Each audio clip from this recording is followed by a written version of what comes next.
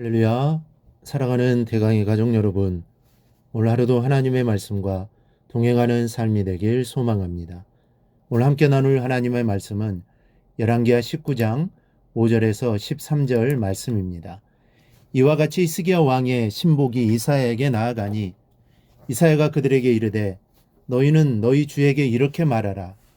여호와의 말씀이 너는 아수르 왕의 신복에게 들은 나를 모욕하는 말 때문에 두려워하지 말라. 내가 한 영을 그의 속에 두어 그로 소문을 듣고 그의 본국으로 돌아가게 하고 또 그의 본국에서 그에게 칼에 죽게 하리라 하셨느니라 하더라.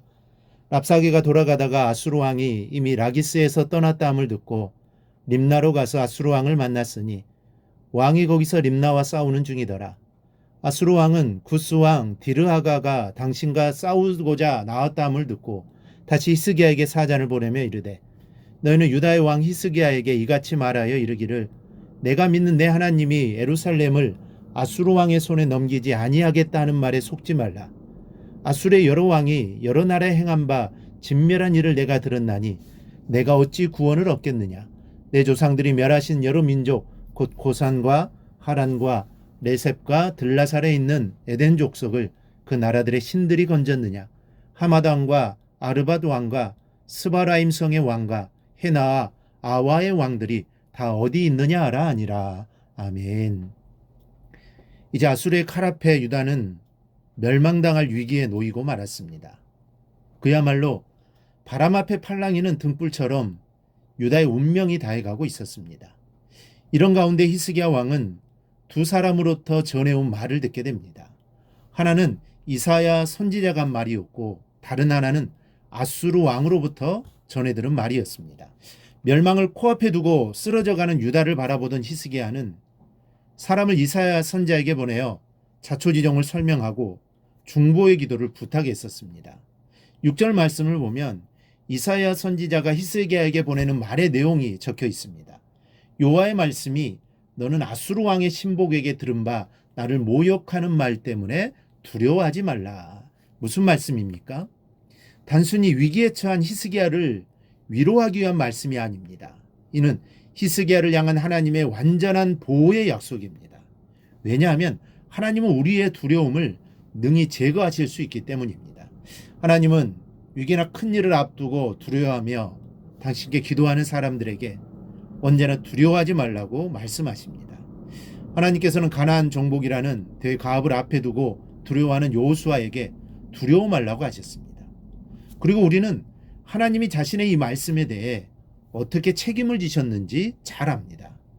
여호수아는 수많은 기적을 경험하면서 가나안 땅을 정복하였고 이스라엘 각 지파에게 기업을 나누어 줄 수 있었습니다. 바울이 고린도에서 사역할 때에 하나님은 밤의 환상을 통해 두려워하지 말며 잠잠하지 말고 말하라고 그를 격려하셨습니다. 이는 복음 전도에는 항상 위험이 따랐으므로 바울이 안심하고 사역에 전념할 수 있게 하기 위하여 주신 말씀입니다. 그리고 그는 말씀대로 1년 6개월을 그곳에 거하면서 수많은 영혼들을 얻을 수 있었습니다. 여러분, 하나님은 지금도 악한 자들의 대적을 받고 있는 우리 성도들을 향하여 두려워하지 말라고 말씀하고 계십니다. 이 말씀은 실속이 없는 빈말이 아닙니다. 이 말씀은 확실한 도움의 약속입니다. 그러므로 여러분은 세상에서 사방으로 우겨쌈을 당한다 할지라도 낙심하거나 두려워하지 마십시오. 하나님은 여러분을 반드시 도우실 것입니다. 그리고 7절을 보면 하나님이 어떻게 도우실 것인가에 대해 말씀합니다. 내가 한 영을 그의 속에 두어 그로 소문을 듣고 그의 본국으로 돌아가게 하고 또 그의 본국에서 그에게 칼에 죽게 하리라. 이것은 참으로 믿기 어려운 말입니다. 이것은 하늘이 뒤집히는 것만큼이나 실현되기 어려운 일입니다.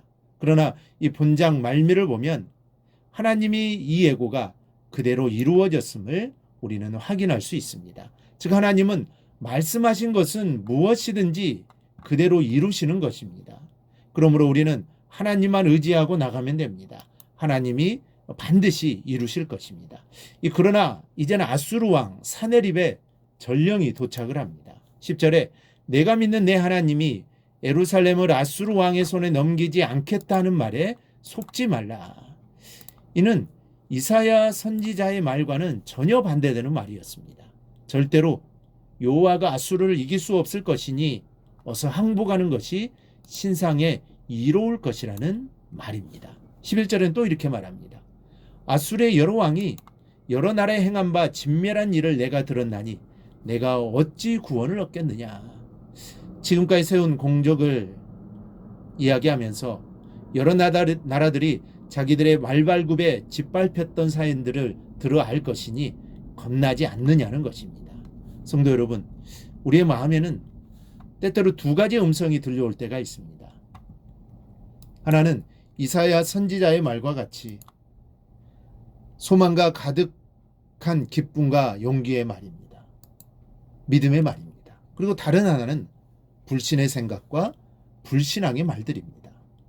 하나님은 믿기만 하라고 말씀하시는데 다른 한편에서는 그렇게 하면 안 된다라고 부정적인 생각이 나를 괴롭힙니다. 내 마음 깊은 곳에서는 믿음으로 할 수 있다는 음성이 들려오는데 다른 한편에서는 그건 가능하지 않아 부정적인 음성이 들려옵니다. 히스기야 왕은 이런 두 갈래의 길에 놓였으나 그는 하나님의 말씀을 선택했고 흔들리지 않았습니다.